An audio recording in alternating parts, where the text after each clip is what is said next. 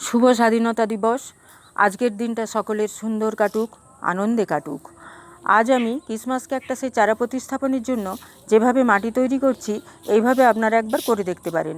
এর জন্য আমি নিয়েছি কনস্ট্রাকশনের মোটাদানার লাল বালি দুভাগ আর মাটি দুভাগ, মানে বালি আর মাটি সমান সমান। আর নিয়েছি বেশ কিছুটা ভার্মিকম্পোস্ট আর সামান্য মিশ্র জৈব সার আর একটু ফ্যাঙ্গিসাইড। আপনারা কম্পোস্ট হিসাবে পাতা পচা সার, গোবর সার, ভার্মিকম্পোস্ট যে কোনো একটা নিতে পারেন। আবার শুধু বালি, ভার্মিকম্পোস্ট, কোকোপিট দিয়েও আপনারা করতে পারেন। তবে মাটি অনেক রকমভাবে করা যায়, আপনারা করবেন আপনাদের সুবিধা মতো। তবে সেটা যেমনই হোক, যেন হয় অত্যন্ত ঝুরঝুরে, জল দিলেই যেন তাড়াতাড়ি বেরিয়ে যায়। ক্যাকটাস প্রজাতির গাছ তো, জল দাঁড়ালে ফ্যাঙ্গাস লেগে যাবে, গোড়া পচে যাবে। বেশি বৃষ্টি হলেও একই সমস্যা হয়ে যাবে, তাই বৃষ্টি থেকে একটু বাঁচিয়ে রাখবেন। তবে রোদ খুব পছন্দ করে এই গাছ, রোদেই বেশি ফুল হয়, রোদে রাখবেন।